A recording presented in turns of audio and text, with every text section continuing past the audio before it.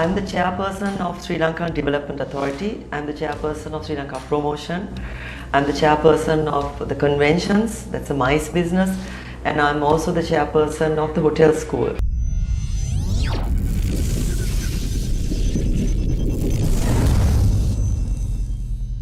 You are the chairperson of Sri Lanka Tourism, but I understand that in actual fact you're the chairperson of many other bodies. I'm the chairperson of Sri Lanka Development Authority. I'm the chairperson of Sri Lanka Promotion. I'm the chairperson of the conventions, that's a MICE business, and I'm also the chairperson of the hotel school. Previously, the four institutions were often headed by four different chairpersons. However, when I was appointed middle of December last year, I was appointed for all four units as the chairperson, and frankly I believe it makes sense looking at it, because there's loads of duplications, particularly in promotion and convention. There's a lot of duplication, lots of costs being wasted in a way also.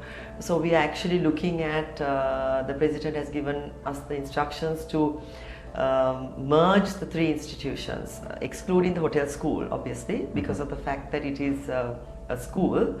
You cannot merge it with a regulator if you like, because the hotel school competes somewhat with the other institutions as well. So we are looking with a new act to merge all these three institutions. How, in fact, did you come to be appointed to the position?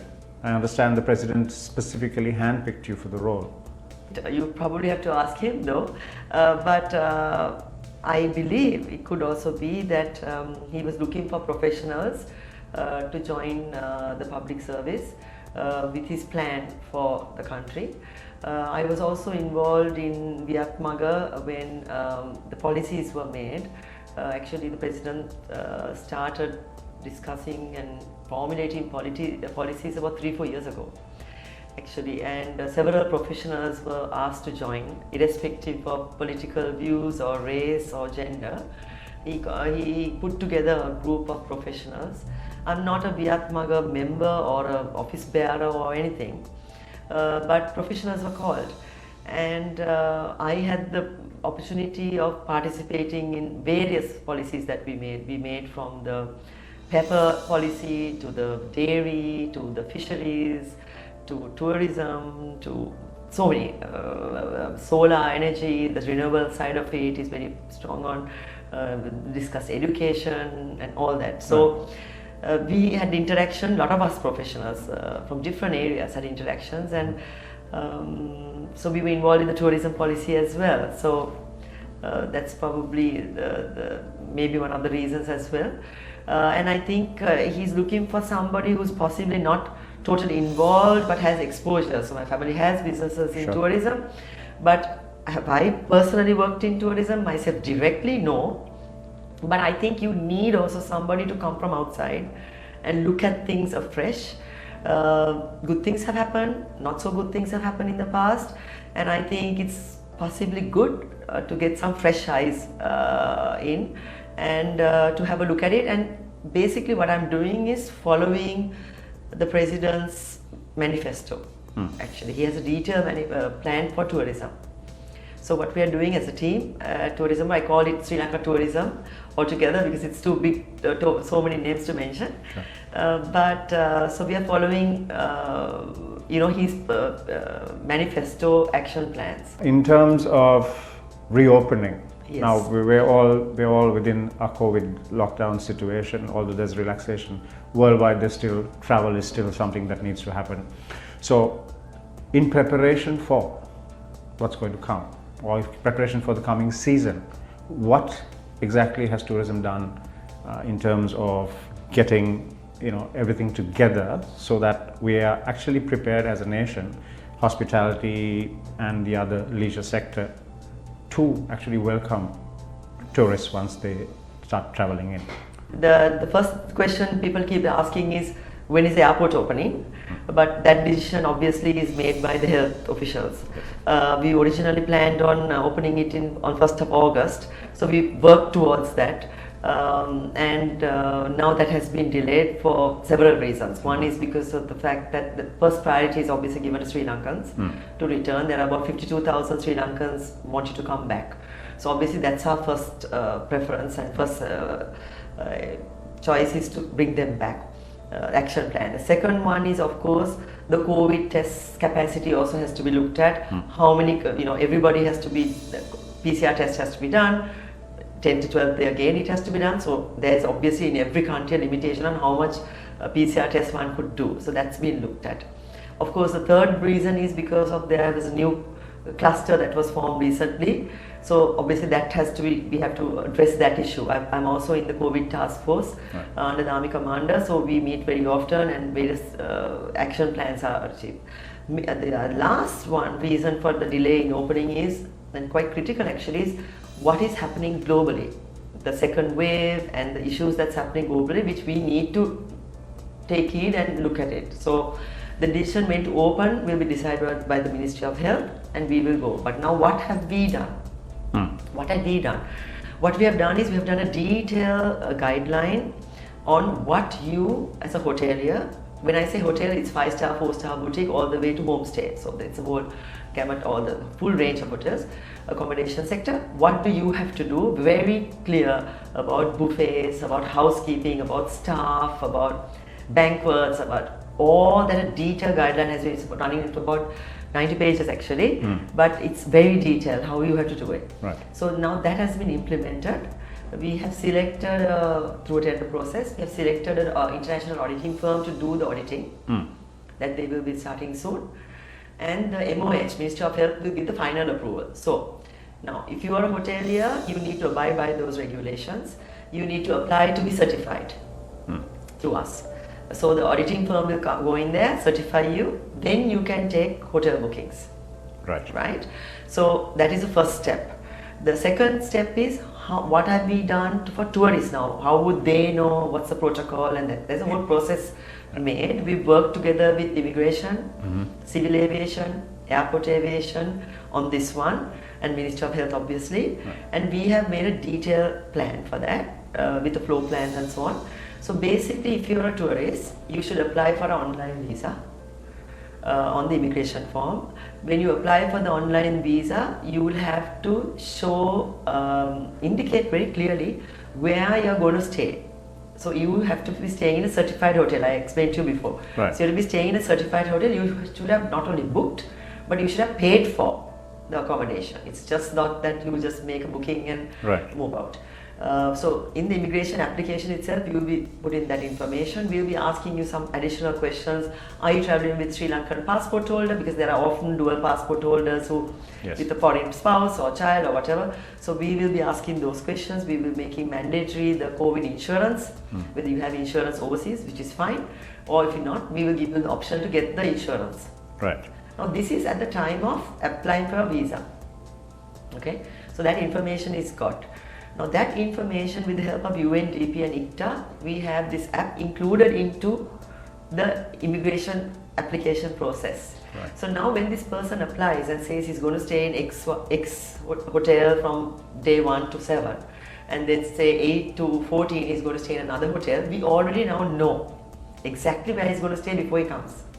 Yes. Okay. Now when he arrives in the airline itself, in the aircraft itself, he will get the health form. When you get out to the airport, we will have already in the airport the temperature checking, all that being done. Right.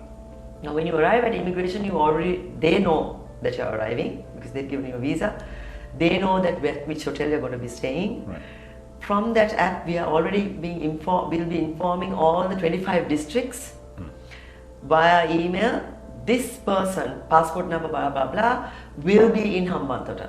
This on such and such day in this hotel with his spouse, or so and so.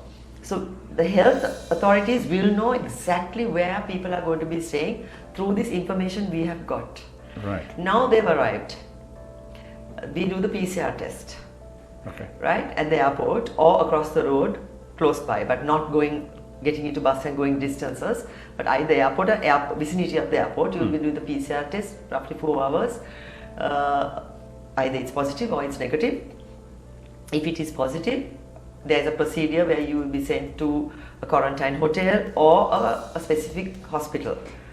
All that is explained in the visa process, by the way. So the guest, before he comes, knows the procedure. Right. If it's negative, what happens is the accommodation provider, the first accommodation provider, is responsible to collect you from the airport. So you are unable to use public transport. Yes. And then you will be going on your journey. So between the 5th and the 7th day now, we will be doing another PCR test, possibly in a mobile unit arrangement. We will do another PCR test. So that would be your second PCR test in Sri Lanka, right? You will be getting your results. The Ministry of Health will be uploading that information. So Ministry of Health gets those results. And those are the two tests. Now, originally there was an intention to have the third PCR test between the 10th and the 12th. That the Ministry of Health has said they will keep that open, not if only necessary, they would do it. So that is the PCR testing procedure we have made. Actually, it's a team effort because so many stakeholders involved. Yes. And the application, the tourism app version 0, what we call 0, really only covers the COVID angle, if you like, right, which UNDP is helping, IMO is helping. A lot of funding agencies are assisting us on this. Right. And then, of course, we will be creating upgrading that to version 1. Now, version 1 we had planned long before COVID, so we are proceeding on with that. Right. Is that would have, we have done a study on all travel apps in the world, like the top 10 ones, Right, whether it is in Singapore, in Australia, Dubai, and all these countries. We have done a bit of a study, and we have come up with an app that would be globally pretty good, you know. Okay. So it will be all the sites that will be there. There are 4,956 sites we have identified. If you want to do hiking, we can tell you where to go. The archaeological sites, if you are interested in history, you know, you will be able to, so the app would be really where you can buy all your tickets, whether it's Sigiriya or Yala. So we are having interministerial cooperation on this, so you can buy your ticket overseas. You know, and when we will be now talking to the transport, the trains, so whether we can include that as well. So the app would really be a help that's permanently with you. There's a complaint management side of it, so you can make a complaint. You can do ratings of your tour guides, because actually now we train the tour guides, where there are 4 types of guides. We train them, but we never get to hear feedback from a guest.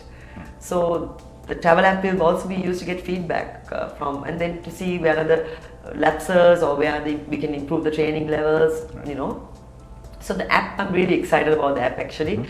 So that is something that we'll be implementing, part of the COVID sort of action plan going forward. In terms of the app now, obviously that is a one-stop solution for a visitor coming to Sri Lanka, obviously.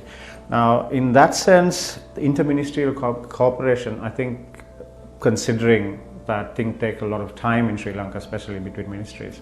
So that's already in the works, and what is the situation there? Version 0 will be ready very soon, and version 1, actually we are doing it by stage. Right. So Cultural Fund, actually I met them today as well, and so no, we are working very closely. It's a different approach being taken in terms, so everyone's very positive and everyone wants to make the difference. And I think Sri Lankans, we understood the importance of tourism to the country, right? With what happened just now, globally, everyone's understood tourism is critical to most economies. And I think, in a sense, that people feel that let's now get together, work as a team. So it's actually been quite a pleasure working with other ministries and the departments, and everyone really has been very helpful. And ITTA actually is leading the whole project, and it's working pretty well actually. From what we understand, the informal sector per se within tourism itself, or the leisure sector, there are only a certain number who have actually registered or are registered, and I understand that Sri Lanka Tourism is bringing around a system that is going to address this problem. Could you tell me a bit about that? We only have 2,500, 2,600 registered accommodation sector. The reality is that there are about 25,000 unregistered, or what we call informal sector. When you actually really study it, you understand that the regulations that are made are prohibitive. The SME, the poor man, can't achieve those regulations actually. So it only fit a certain group of people. We have removed actually the, if you like, the unnecessary onerous requirements that left the poor man behind. Now what we could achieve, we got only 2,500, 2,600 registered. Already within the last 1-2 months we have increased it by 600. How do we help the poor? First, allow them to be from illegal to legal. We need to get them into the net. Then we should allow them to take bookings, because the new bookings you won't get if you're not certified, right? Yes. With the health ministry. So we need to assist them to get that certification, right? Then we need to improve their product. So when we use the word high end, I say higher end, people mistake it to high end. Yes. It's not high end. Yes, we would love to have high end, yes. And some companies do have high end and charging $1,000, fantastic, good for them. But when we say higher is to improve the current yield, improve it up. See, when you build a brand, you need to pitch somewhere, right? You can't pitch it low and then try to sell it high. Now you have individual companies having their own brand. Local brands, foreign brands, they have their own PR agencies. So they pitch the product themselves. So they also get direct bookings. The domestic tourism also, most of it is direct bookings, which is the banquets or whatever, most of it is direct bookings. Then you have, of course, the OTAs, the online travel agents. They have come about, and as you know, they've changed the whole dimensions of tourism globally. Right, we've never marketed, so we've only done promotions. I mean, we spent, I believe I saw the records, 1.2 billion or something had been spent last year, rupees, on going on trade shows. Now that's fine, but the thing is that trade shows is only B2B, business to business. You go and see a tour operator, another tour operator, another tour operator, another tour operator. It's been 1.2 billion rupees spent on that. So I'm not saying don't spend, but what I'm saying is we need to also spend on hotels who are promoting and to help them out to do their promotion. We need to help we need to work with the online travel agents. I mean, we have to. I mean, we cannot resist this. Sure. We have to do that. Yes. But resistance or not, we have to do the right thing. We have to do the right thing. What is right for the country, right for the people.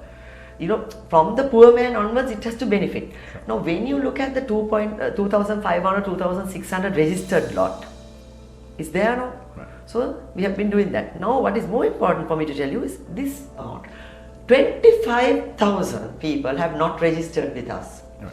We made it such a difficult hurdle to cross, right. So they stayed out. Because this lot made this is so hard, so they proceeded. What did they do? They went directly to OTAs. All their bookings are with the OTAs. Sure.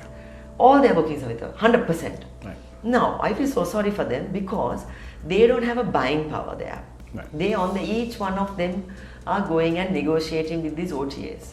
Yeah. Right? And they are charged $15, $20, $25. So OTA has bigger power because of the scale. Now, if we had got them in here with us, we can go and negotiate on their behalf with the OTAs and say, hey, look, we are bringing in 25,000 people. We want a better rate from you. Yeah. Don't take $25, don't take $18. We want a better rate from you. Right? So these people will also benefit because they are on their own. Nobody's helping them how to do their digital marketing, how to take the picture, how to profile it. 60 to 70% of our industry is SME. Actually more, I could argue even 80% are SME. Have we helped them? Never.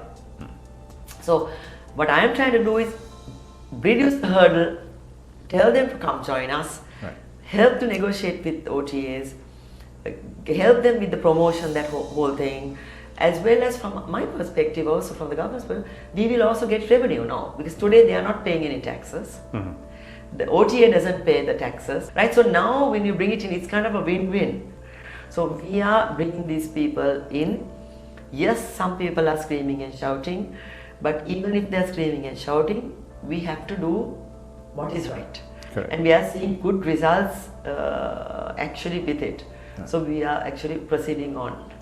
Okay, speaking of the relief, actually, there is a COVID-19 relief package for the industry. So, how exactly is that being sort of, shared, if you will, specifically to the informal sector? I'm so sorry to say, the informal sector today gets nothing. Even last year with the bomb, they didn't get anything. This year also they're not getting, because it's impossible for it to find, for us to even identify them. Right. So the formal sector is getting various relief measures. The big names, I mean, like most of the the companies who have staff with EPF, ETF, they are getting at a 4% loan to pay 6 months salary. Right. And that amount will be paid directly to each staff member. And the bank would pay that staff member monthly for 6 months, his salary. You would be with a loan that you will get at 4%, but it's a 5-year loan. Right. With a 2-year grace period. So it's really a good, really good support given by the government. That is being given to all of the accommodation sector registered with us and travel agents registered with us up to 20,000 salary. Then the restaurants, spice gardens, sports centers, whatever, also registered with us. We are giving the 15,000 salary. Then we are giving a one-off payment for tour guides who are registered with us, I told you about. They get 20,000 rupees, just a one-off, just a grant. Right. And tourist drivers, 15,000. We are also giving a 1-year grace period if you have taken a vehicle for on lease for tourism. One can never say how long this pandemic will go on. Correct. So like globally, unfortunately, there will be eventually job losses, closures.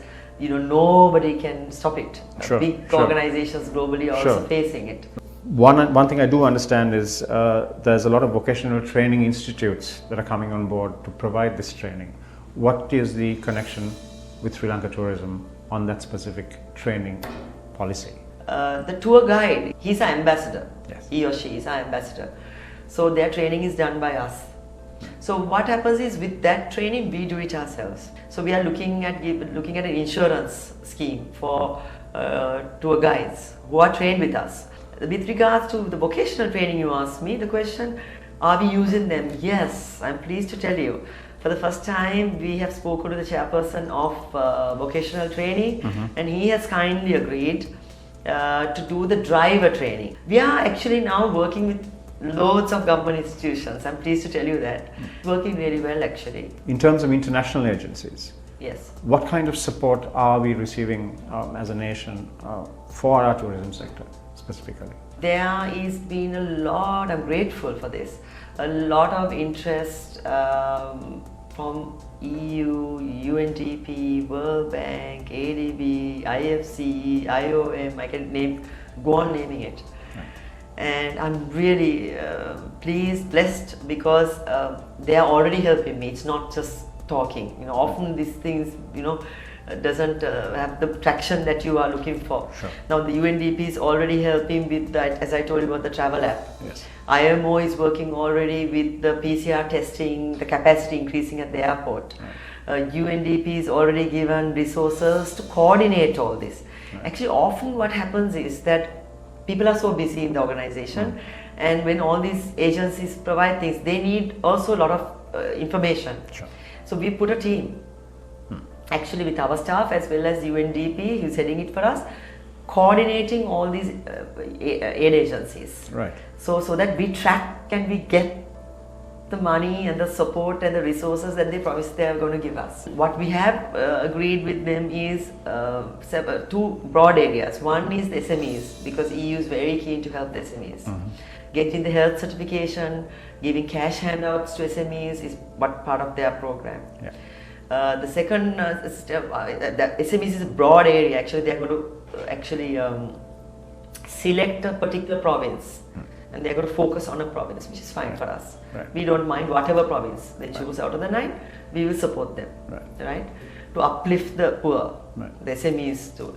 Then they are also very keen on wellness. They have always been, I believe, involved in wellness. In the past as well. So we are looking at actually the wellness, the Ayurveda, the Helaveda Kama to promote. We've never promoted. And I'm really excited about that, because this is the time to do it. Yes. to promote our wellness, Sri Lankan indigenous wellness. Not Indian Ayurveda, but Sri Lankan Ayurveda, our own Ayurveda. So they are really keen to help us. Wellness is a big area that we want to focus on, but there are about 3 or 4 stages we have to follow. One is we have to work with the Health Ministry about the regulations. Then we have to do the capacity building in terms of the syllabus, the human resource capacity building. Yes. And then the product, of course, I think the private sector is more than capable of implementing and creating the products. Right. And then the last of all is the promotion side of wellness, which EU is willing to help to work with us Right. and promote wellness globally. And I think it's going to make a huge change in Sri Lanka. If we get this right, it's going to make a profound change for Sri Lanka tourism. I mean, Sri Lanka, we are blessed. I mean, we have the most beautiful island in the world. We have it compact. I see sea mammal, land mammal, leopard, Ayurveda, history, Buddhism, other religions. We have it. Certain things we have to improve, don't get me wrong. But overall, we have that. And I think that's what we need to pitch. And when you ask about these aid agencies, I'm following up very closely to make sure that we get the money that they have promised. New segments. You spoke about Ayurveda.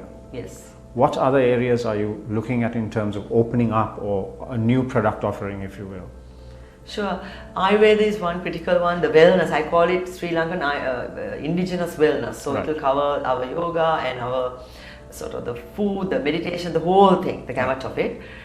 Film tourism is another area. You know, we are across the waters to the largest film producer, India. Unfortunately, before COVID, India, several production companies met me. Then from Russia, they wanted to do a program here. From UK, they want to do a program here. So we have made already a policy on bringing in film tourism. Right. As you know, lots of countries have made a name, like New Zealand. So many other countries made names by encouraging film tourism. Yes. So this is something we may not really go into giving them tax refunds and output of money at this point, to be honest, though that's a request that they've made. Right. But what we are trying to do and work with them is to give, buying tickets free or giving, airline tickets, subsidizing or Sigiri or whatever, trying to make all that and like having a one-stop shop with the film corporation, working in coordination with them. Right. That we encourage film tourism. The water-based sports, the windsurfing, that I haven't still worked on that as yet, but that's something we need to work on because there's not enough water-based, though we're an island, even to launch life-saving. I mean, you see so many times Sri Lankans drowning in rivers, in lakes and in the sea. It's heart-wrenching. Yes. So I'm looking at working with a group of people to have life-saving, maybe lifesavers in areas to make sure that our lives, our Sri Lankan lives, are not lost first. I mean, that's the domestic tourism side of it, Sure, yes. From that point onwards, let's talk about the future. What do you see happening? What do I see happening? It's going to be a hard few months or maybe a year or so. It's difficult to say, depending how the pandemic functions, whether we have an injection vaccine or not, and all that. These are all big ifs. But how I see for Sri Lanka is that this is a great opportunity to reset Sri Lanka tourism. Right. I honestly feel that. Right. And I think that we can look at how to help the poor, which we've already started. We have looked at how to work with the provincial councils. We are opening 3 branches soon in the provincial councils. How do we work closely with them? We are looking at how even the academic, the intelligence, how we work with them. We are working with immigration, we are working with health, we are working with airport aviation, civil. It's been, COVID has created an environment. The interministerial cooperation has been phenomenal. So the future for Sri Lanka tourism, honestly, I believe that when the airport is open, obviously we won't have the 2.3 million tourists we had before. In 2018 it was 2.3 million, 19 it was 1.9 million. That's roughly about less than 200,000 a month tourists. Right. Obviously you're not going to get that. But even if health says we can have 2,000 tourists a day, That's 60,000 a month. Right. I'm prepared as a team, tourism board, our team, we are prepared to work small steps at a time. If health says we are happy with this amount, 2,000 a day, we will work and bring 2,000 a day. Let's move forward. I think all countries are going to do that. People will travel one day, right? That's for sure. Absolutely. So it's a question of when and how and whether they come to Sri Lanka. We can be proud as Sri Lankans what we have achieved. People complain every time there's a new cluster, but that's because of maybe not lack of understanding of what's happening globally. Sure. Because what has happened globally and what we have achieved, putting the quarantine centers, bringing in the Sri Lankans, it's phenomenal. And I think most people who love the country are proud of our country at the moment. Absolutely. So I think we have opportunity to pitch our country because safety is going to be going forward. Everyone's before they travel is going to look at safety. So we can pitch our country that way. Global promotion was approved, the cabinet approved the global promotion for the first time in history for 5 years. We are getting the terms of reference done. It's a bit of a long procedure in the government. So we've started the procedure. Right. So we will implement it and launch it only when the time is right. We are just saying to people, we are there. We are safe. We are a beautiful country. We have everything what post-COVID tourist needs. Right. And we are there to welcome you when we open our doors for you. So that's how we are looking at it. Safety. Now there's a huge concern obviously for anyone visiting Sri Lanka, specifically at this time. However, the tourist police of Sri Lanka not always had a good reputation, and there have been several cases highlighted in the media with reference to specific incidents and perhaps a failure on their part to pursue those cases.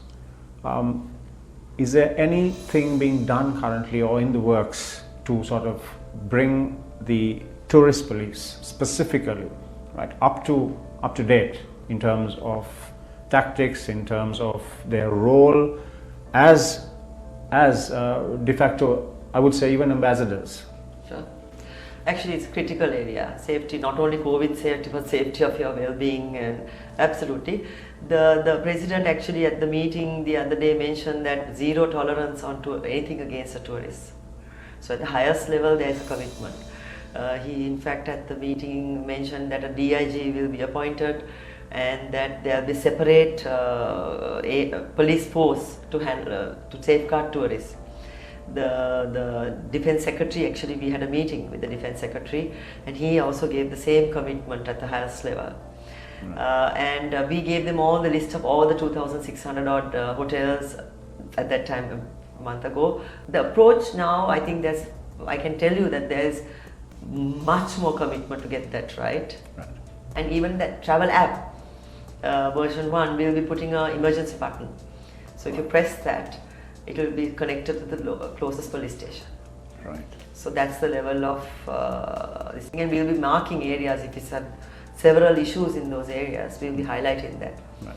I have to say the defense secretary was very keen to get it right, and he in fact asked us where to put the police stations exactly and so on. So I see high level of commitment on tourist police end. In terms of your appointment, lots of negative reports coming out here and there, slanderous even, if you will. Would you like to sort of clear up any of those reports? Absolutely. Looking forward to it. Yes. 2 areas that have come up, and what is interesting is that one is about Yala and one is about Kimarli. With regards to Yala, what is interesting is that I can't mention the names because there's a court case going on, but there was a particular investor who had got land in 2014 and had not, when you get a land from the government, there is a lease agreement, a standard lease agreement actually, and you have to do certain things, because the whole idea of us giving land to you, say for example, yes, we want you to build the hotel the way you told us you're going to do, we want you to give employment, and we want you to get foreign exchange for the country. Actually very simple what we are doing. So if an investor does not adhere to that since 2014, at that time the chairman, all these people had given that land over to somebody else through a cabinet paper. Right. So through a cabinet paper, board approval, all that and given. And when I came in, I only implemented what was decided. Is that all decisions related to this kind of investment was made prior to my arrival. My arrival was on the 20th of December. So, so there are certain other people have got onto that bandwagon. Sure. So the people who don't like me change in regulations. I told you that when I wanted to change the travel agents regulations, for example, there was resistance.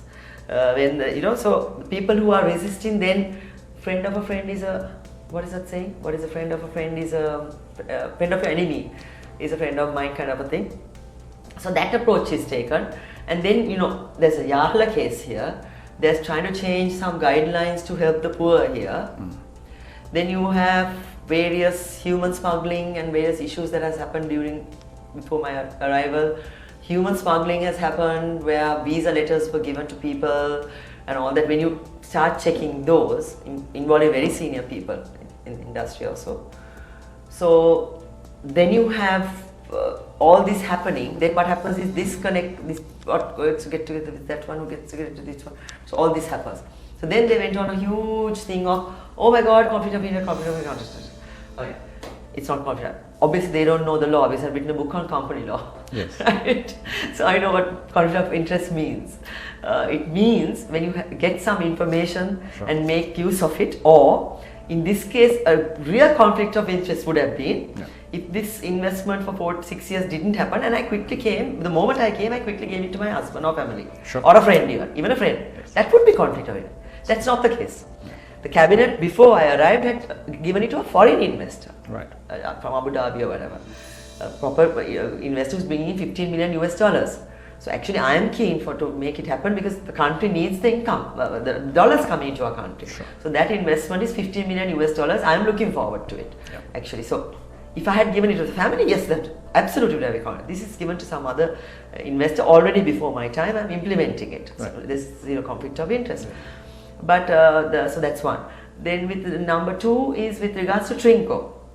A property in Trinco, my family had bought, have an agreement to purchase in 2017, which is not owned by Tourist Board, and they are bringing it, because I am the chairperson now, no? So they have brought it up and they've said about diaspora, Tamil diaspora, then about Tamils and Muslims and whatever, and made it into a little jumble. But I can tell you in short, two sellers, one a Sinhalese Buddhist, one, I have to say this because it's made racial, one is a Sinhalese Buddhist and the other one is a Tamil Catholic. Have sold the land, had an agreement to sell the land to my family, my husband in fact, his company Dilma. Right. And for that they have made this into kind of a huge jumble that's saying that the land is owned by Tourist Board and I am trying to give and all that. But I have to say that it is a good thing also, because you can see the true situation of people. What has happened in the past also, if you look at the last 4.5 years or so, they have had 5 chairpersons. Yes. 5 chairpersons. So what people who don't want the system changed, what happens is makes people's lives so miserable for whatever the reason, ask them to leave or get them removed, one of the two. So this is the system that has happened now for the last 5-10 years, right? So they create chaos actually. So being a sportsman, you know that I take that as a challenge, and for me, I am not willing to tell what is wrong is right. Sure. I am not willing to be bullied by people who use social media or political pressure or whatever the pressure. I am actually not willing to be bullied. I have come to do an honest job. I have to come to implement what the president wanted in his manifesto implemented. I'm familiar with the part on tourism because I was part of the team that made it. I know what is required to do. I know what needs to be done. Some of it is going to be hard. Some people won't like it. Internal, some won't like it. External, some people won't like it. But I can one thing assure for you, what is on that manifesto, when we do it, it will benefit most of the Sri Lankans. So for that, I will have the courage to go forward with all this noise on either side noise. But we had to go on the journey and we have to achieve. And already we have achieved so much, right? So many things. So I think I'm glad you asked these questions, and I'm sorry I can't give you too much detail because there's a case going on, but I can assure you that there is zero conflict of interest and there is no wrongdoing at all whatsoever, and that these are used by people who don't want the system changed. Right. And this sort of a mafia type of approach taken. That some of us public servants will not bend our head to people like this. We don't need to. We know the law, we know what our job is, and we will do our job. And we are not willing to bend our head and say what is wrong is right. Right. And we will work 16, 18, 20 hours a day to make sure that all of Sri Lanka benefits from tourism. For me, that's all I want. Because I have come, I don't take a salary, I don't take a car, I don't take my telephone bill or nothing. I have come to work. Many of us have come from Vietmaga who were appointed. Most of them don't take a salary or a car or anything, most of them. We have come because we believe that there can be a change made. There can be an improvement made. And at our age, if we don't do it now, I'm 56, for the next 2-3 years I have the energy. Before you start getting all the illnesses or whatever, we have the experience and now we have the energy to contribute to the country. And for some it's unbelievable because they have got used to always taking a position to gain something. Sure.